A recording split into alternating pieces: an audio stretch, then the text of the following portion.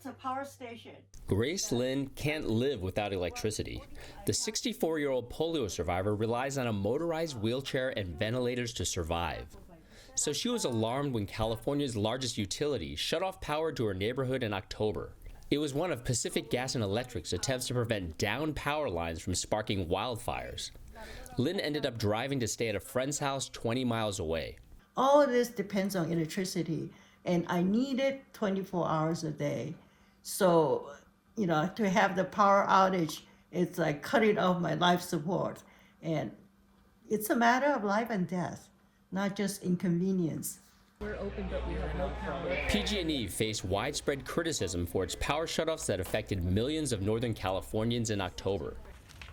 They were intended to prevent deadly blazes like the ones that devastated Santa Rosa 2 years ago and the town of Paradise last year. I'm here today with several of my colleagues. PG&E CEO Bill Johnson told state senators the success of smaller power shutoffs before the one that caused Grace Lynn so much stress made the utility overconfident.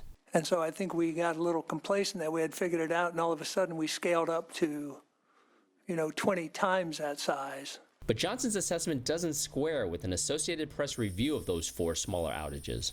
Interviews and public documents reveal poor communication between PG&E, its customers, and government agencies about when outages would begin, which areas would be affected, and how to protect the public.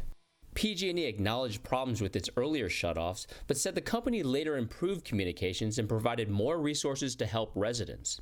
Another huge battery. It didn't help Lynn and many others. She said notifications were confusing and the PG&E website barely worked.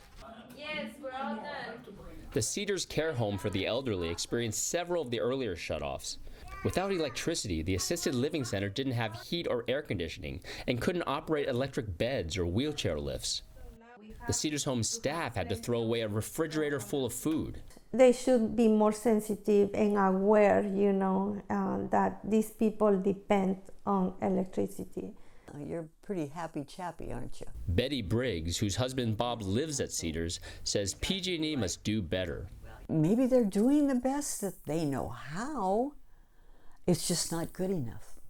It's just not good enough, and it's pretty obvious.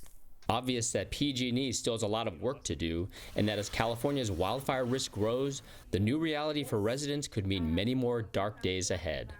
Terry Che, Associated Press, Calistoga, California.